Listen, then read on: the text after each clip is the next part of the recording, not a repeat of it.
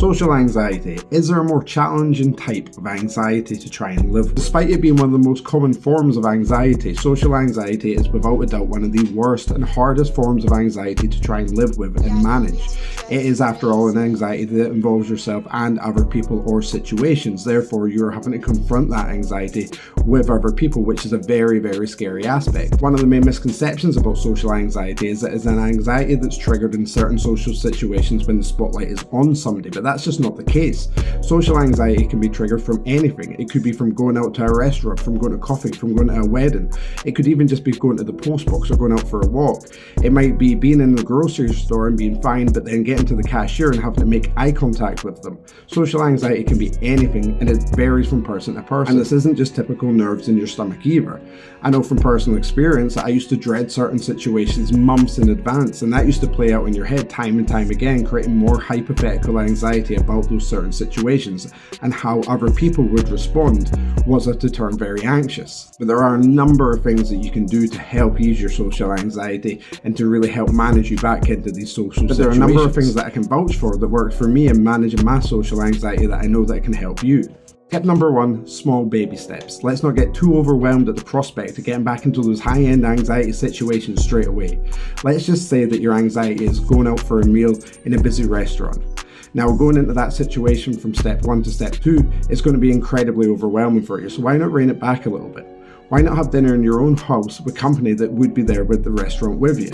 That way you're maintaining a nice safe environment while still doing a little bit of triggering over your anxiety with other people involved in the situation too. From there, maybe going to a restaurant during its quieter hours would be then beneficial to you.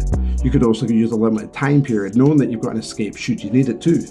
And by repeating these actions, you're then telling yourself that I'm okay, I'm in control, and I don't need to feel this anxiety in this situation. Eventually, you'll be strong enough to be able to go back into that high-end anxiety situation and hopefully feel comfortable enough to enjoy yourself. Tip number 2 is challenge those what-ifs. A lot of social anxiety is hypothetical anxiety. It's what if this happens in that situation? So challenge that. Write down the what-ifs and then write down the worst-case scenario if that happened. After that, write down the most likely case scenario if that happened. Soon you'll realize that those what ifs are well out of proportion, and you can really control your anxiety by looking at the most likely case scenario. Number 3 is massage your vagus nerve, and this is really handy because you can do it during those social situations too when you're feeling anxious, and it's so easy. Now, your vagus nerve is the largest nerve in your body, and it's understood that when you suffer from anxiety, that vagus nerve has been overstimulated by the central nervous system response to fight, flight, or freeze. And when you're in these social situations, that's an overdrive. Everything's on overload, and you really try to get out of that situation. But by massaging it and calming it down, you can regain control. Now, there are a number of ways that you can actually massage your vagus nerve and to really relax it. The one that is handy for me is right in behind my ear with my 2 fingers. And all you're going to do is press in and just massage in there.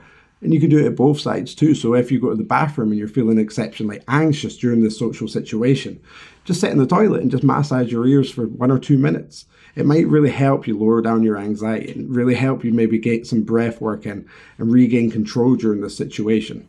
Now, of course, the bonus tip is talk about it, because when you talk about it, you reduce the fear and you reduce the anxiety itself.